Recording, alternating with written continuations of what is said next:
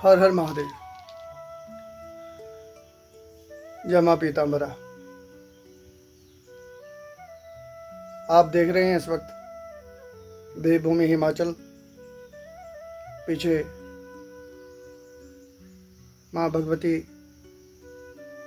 सभी देवताओं के सानिध्य में, जहां बगलामुखी का दिव्य स्थान भगवती की ही कृपा से जैसा मन में प्रेरणा होकर भगवती करवाएगी, वो भगवती अपने आप से धीरे धीरे वो रूप ले रही है।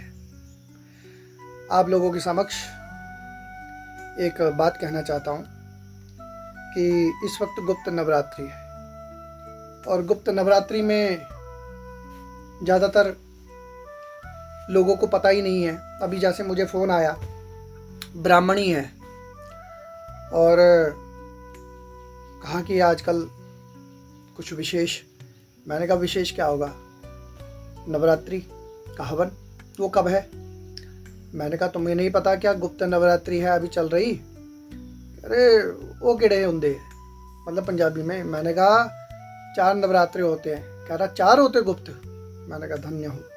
तो ये तो हालत है हमारे समाज की। और गजब की बात यह है कि ब्राह्मण होके वो लोगों के यहाँ थोड़ा सा जैसे महाब्राह्मण के रूप में काम किया जाता ना, पिंडदान इत्यादि किसी की क्रिया, तो वो कार्य भी अगले करवाते हैं। अब ये समझ नहीं आती कि ऐसे लक्षणों से कोई मरे हुए की क्या अंत्येष्टि क्रिया करवाएगा या क्या उसका उद्धार करवाएगा। चलो दूर की बात। अब एक बात और, नवरात्रि अगर गुप्त चल रही है तो इसका नाम है गुप्त नवरात्रि। आषाढ़ महीने के गुप्त, तो गुप्त का मतलब यही होता है छुपा हुआ।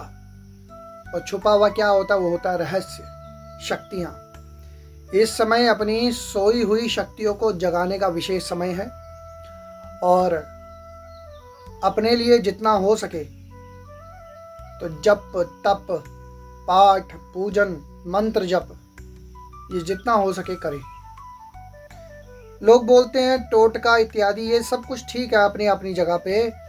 छोटे मोटे जो समस्याएं होती हैं वो टोटका शब्द दे रखा है, वैसे उपाय ही बोलना चाहिए। उस रूप में तो चलो हो जाता है, लेकिन कोई बहुत बड़ी समस्याएं हैं उनको छोटे मोटे टोटकों के द्वारा, उपायों के द्वारा आप उसको सुलझा नहीं सकते। आप लोगों के समक्ष एक ही विकल्प है, साधना, और कुछ नहीं। आप अपनी एक साधना को परिपूर्ण तरीके से करना शुरू हो जाओ। क्रम से करो। पहले कवच सिद्ध करो, कवच सिद्ध करने के बाद तब कोई स्तोत्र पाठ फिर मंत्र, इसको सिद्ध करो। अक्सर कई लोग बोलते हैं कि हमने मंत्र जप किया तो हमें समस्याएं आने लग गई। तब हर साधना का ये नियम होता है। तो बहुत सारी चीज़ें ध्यान रखनी पड़ेगी। हमारा खान पान, जीवन शैली कैसी है।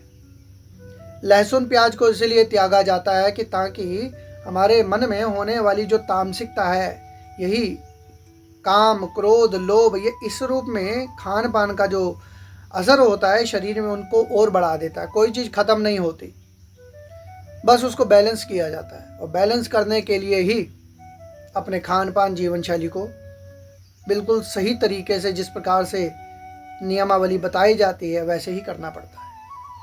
आप मंत्र जब भी कर रहे हो, लेकिन फिर भी उसका प्रभाव अगर कमी है तो हमारे अंदर है, मंत्र में कहीं कमी नहीं है। अगर आपने बदशर्ते परंपरागत तरीके से और शास्त्रोक्त विधि के अनुसार जिनके द्वारा दीक्षा लेनी चाहिए उनसे लिया है, तो आपको उसका फल जरूर मिलेगा। समस्याएं जरूर आएंगी, उनको आपको फेस करना ही पड़ेगा। बिना फेस किए, बिना समस्याओं को आप कोई भी चीज़ देख लो, बिना समस्या के क्या कुछ होता है? खाना बनाना है तो उसके लिए कितनी सारी समस्याएं हैं, ताम झाम करना पड़ता है, फिर जाके थाली में पका पकाया भोजन आता है। ऐसे ही नहीं सीधे आ जाता। तो पकी पकाई जो साधना का जो रस है, उसको भी आपको पहले बीज डालकर, उसको पोषित करके, उसको वृक्ष बनाकर, तब उसमें से जो फल प्राप्त होगा, तब उसका भी संरक्षण करके, तब उस फल को चख कर आप उसका स्वाद का आनंद लेते हो। वैसे ही साधना भी होती है। हर प्रकार की विकट परिस्थितियों में, हर प्रकार की समस्याओं में, सांसारिक, बाहरिक, आंतरिक कई प्रकार की समस्याएं कुछ भी हो सकती हैं, उनसे निपटते हुए जब आप अपनी साधना को करते हैं तो धीरे धीरे वही साधना फिर यम यम चिंतते कामम, जैसा जैसा आप सोचते हो तो फिर वैसे वैसे होने लग जाता है। साधना की सिद्धि क्या है, मंत्र की सिद्धि क्या है कि जो आप सोच रहे हो वो होने लग जाए, जो आप चाहते हो वो होने लग जाए, वो परिस्थितियां बनने लग जाए।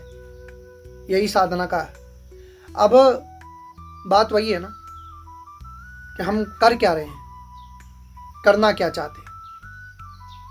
इसलिए कई लोग प्रश्न करते हैं कि श्रेष्ठ गुरु कहाँ से ढूंढें। ये तो आपको अपना विवेक रखना पड़ेगा, ढूंढना पड़ेगा। कहाँ से ढूंढे, कैसे ढूंढे, ये कोई बता नहीं सकता आपको। स्वयं अंतर्मन से आपको पहचानना है। हाँ, एक लक्षण जरूर है कि जीवन शैली और शास्त्रोक्त विधि के अनुसार संसार में हमें लगाने वाला, अपनी पूजन ना करवाने, हमारी एक कर्तव्य है कि हम जिसे गुरु बनाते हैं उसका पूजन जरूर करें, लेकिन गुरु अपनी तरफ से ये ना बोले कि परमात्मा को छोड़ दो, सब गुरु ही है। गुरु वो होता है जो परमात्मा की ओर ले जाते हैं, और परमात्मा की ओर ले जाने वाले तो स्वयं वो गुरु पूजनीय हो ही जाते हैं, क्योंकि गुरुर ब्रह्मा गुरुर विष्णु गुरुर देवो महेश्वरा। जब हमारे यहाँ मंडल पूजन होता है, श्रीनाथादि गुरुत्रयम गणपतिम पीठत्रयम भैरवम सिद्धोगम बटुकत्रयम पदयुगम दूतिक्रमम मंडलम वीरान्वयस्क चतुष्क षष्टि नवकम वीरावली पंचकम श्रीमनमालिनी मंत्र राय सहितम वंदे गुरोर मंडलम। जब हम मंडल का पूजन करते हैं तो उसमें गुरु मंडल का पूजन करते हैं, गुरु पादुका का पूजन करते हैं, तब हम आगे बढ़ते हैं। और यह सत्य है, एक बार बैठ जाओ और उस बैठी हुई जगह पे आप एक तरीके से अपने विधि विधान के अनुसार यंत्र पूजन, मंत्र जप, पाठ, हवन, तर्पण, जो विधि गुरु बताते हैं करने लग जाओ। ये जो छोटी मोटी तुच्छी सिद्धियों के चक्कर में लोग पड़ जाते हैं, ये आदमी का अंत करती है। इसलिए इन चक्कर में नहीं पड़ना है ज्यादा, समझ रहे हो। तो आप सिर्फ इतना ध्यान रखिए, आपको पहले, सबसे पहले मंत्र जप करना है, मंत्र सिद्धि करनी है। उससे पहले कवच सिद्ध करना है, ठीक है ना। कवच सिद्ध करने का मतलब यह है कि चारों तरफ का आपका जो ऑरा है इतना मजबूत हो जाए कि कोई ऐसे ही कुछ भी आपको, आपके मन मस्तिष्क में प्रभाव न डाल सके। हमने अपने जीवन में देखा है और देखते हैं, अंदर के, घर के, बाहर के कई गुप्त छुपे हुए जो शत्रु थे, हैं और होंगे, उसको भगवती की साधना, उस उपासना से वो अपने आप ऐसा करती है कि आप नहीं जान पाते, लेकिन आपकी साधना, आपकी उपासना अपने आप उन लोगों को आपके समक्ष प्रकट कर देती है कि ये तुम्हारे जीवन में हानि देने वाले हैं, ये तुम्हें नुकसान देने वाले हैं, इनसे दूरी बनाओ। आप जब स्वयं से दूरी नहीं बनाते तो आपकी साधना, अगर आप सही कर रहे हो, सात्विक साधना उपासना में लगे हुए हो, तो अपने आप से बिना किसी का नाम लिए, बिना कुछ सोचे, बिना कुछ समझे, भगवती अपने आप वो चक्र चला देती है। अब कोई मुझे बोले कि तुम्हारी अनुभूतियां क्या हैं, तुम्हें क्या सिद्धि है, कुछ है, नथिंग, आई एम नथिंग, अहम न अल्प अपि जानन्ति, मैं थोड़ा सा भी नहीं जानता। बस आप लोगों को प्रेरणा जरूर दे रहा हूं जो हमारे बड़ों का कहा हुआ है, ठीक है ना। सिद्धि क्या है, मुंह से नहीं बोली जाती। सिद्धि कैसी होती है, ये भी कोई ये जादू और तमाशा तो है नहीं। पर कोई मुझे बोले मेरे पास कोई सिद्धि नहीं, हाँ इतना जरूर बोलेंगे भगवती कृपा है, गुरु कृपा है, गोविंद की कृपा है, ठीक है ना। हर हर महादेव। आप सभी प्रसन्न रहें, फिर आपसे बात होगी।